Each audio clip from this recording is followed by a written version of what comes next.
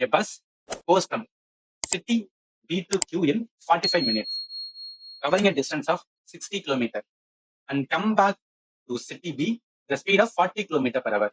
Average speed of the bus in the journey வந்து எவ்வளவு அப்படின்னு கேட்கறாங்க. கிலோமீட்டர் பவர்ல தான். ஒரு பேருந்து நகரம் B ல இருந்து Q வரை 45 நிமிடங்களில் 60 கிலோமீட்டர் தூரத்தை கிடைக்கிறது. B ல இருந்து Qக்கான டிஸ்டன்ஸ் வந்து தெரிஞ்சிருச்சு இதுலயே எவ்வளவா 60 கிலோமீட்டர் அப்படின்னு தெரிஞ்சது. அடுத்து என்ன சொல்றாங்க, பின்னர் மணிக்கு 40 கிலோமீட்டர் வேகத்தில் மீண்டும் பி நகரத்திற்கு திரும்பிது. அதே பஸ் என்னன்னா கியூல இருந்து ஒரு ரைட்டா, அப்ப கியூல இருந்து திரும்பி வருது. இந்த இடத்துல என்னன்னா மதுரையில இருந்து வந்து எங்க போறோம், ராமேஸ்வரம் போறோம். ராமேஸ்வரத்துல இருந்து மதுரை வரும். டிஸ்டன்ஸ் என்ன மாற போதா என்ன, அதே டிஸ்டன்ஸ் தான் இருக்க போகுது. அப்ப இங்கேயும் திரும்பி வரும்போது என்ன, அதே 60 கிலோமீட்டர் தான். ரைட்டு. என்ன கேட்கறாங்க, முழு பயணத்தோட சராசரி வேகம் என்ன, அவ்வளவுதான் வந்து கேட்டிருக்காங்க. இந்த இடத்துல வந்து அந்த ஷார்ட்கட் ஃபார்முலா நம்ம யூஸ் பண்ணலாமான்னு பாருங்க. டிஸ்டன்ஸ் சேமா இருக்கு, ரைட்டா? டிஸ்டன்ஸ் சேமா இருக்கு. நம்ம என்ன பண்ணலாம், டிஸ்டன்ஸ் சேமா இருந்துச்சுன்னா ரெண்டு ஸ்பீட் இருக்கும். ரெண்டு ஸ்பீட் இருக்கான்னு பாத்தீங்கன்னா ஒரே ஒரு ஸ்பீட் தான் இருக்கு, இன்னொருக்கான ஸ்பீட் கொடுக்கல. அப்ப என்ன பண்ண முடியும், அந்த ஃபார்முலா யூஸ் பண்ண முடியாது. இப்ப நார்மல் பேட்டர்ன் தான் யூஸ் பண்ணணும், ரைட்டா? சோ நார்மல் பேட்டர்னுக்கான normal pattern average speed equal to total distance divide by total time தான். என்ன பண்ணுவோம் அப்படின்னு பாத்தீங்கன்னு வச்சுக்கோங்க, முதல்ல டோட்டல் டைம் ஒன்று கண்டுபிடிப்போம். டைம் முதல் வந்து 45 நிமிஷம் சொல்றாங்க, ரைட்டா? ஸோ 45 மினிட்ஸ் அவங்களே டைம் கொடுத்துட்டாங்க. 45 மினிட்ஸ் நான் என்ன பண்ணிக்கிறேன், எல்லாத்தையும் ஹவர்ஸ் எடுத்துக்கிறேன், ஈஸியா கன்வெர்ட் பண்ணிக்கலாம். அப்ப 45 நிமிஷத்தை எப்படி வரும், 0.75 அப்படின்னு எடுக்கலாமா?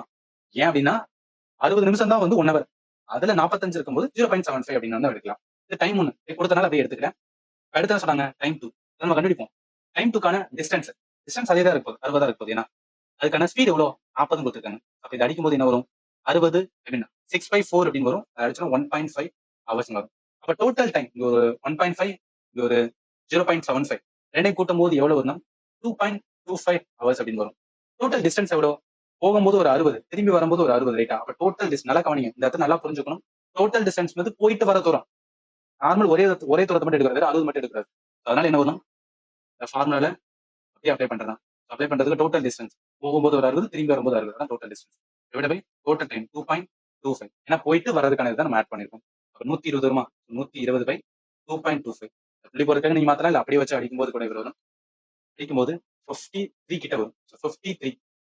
53 பாயிண்ட் வந்து 33 தான். இதெல்லாம் பாருங்களேன், ரொம்ப அக்யூரேட்டா நீங்க வந்து ஏன்னா மைனூட் லெவல்ல அடிச்சு ஆன்சர் பண்ணாதான் உங்களால ஆன்சர் எடுக்க முடியும். ஏன்னா இங்க 53ல 2 ஆப்ஷன் இருக்கு. நம்ம ஆப்ஷன் வச்சு எலிமினேட் பண்ணி போக முடியாது. 53க்கு அப்புறம் கரெக்டா வருதான்னு நம்ம செக் பண்ணணும். இந்த மாதிரி சில கொஸ்டின்ஸ் வந்து அமையும். அதெல்லாம் என்ன கொஞ்சம் டைம் எடுக்கும். ஏன்னா நீங்க கரெக்டா அடிச்சு ஃபைனலைஸ் பண்ணாதான் ஆன்சர் எடுக்க முடியும். கொஸ்டின் ஆன்சர் வந்து இதா வரும். ஆல்ரெடி சொன்னதுதான்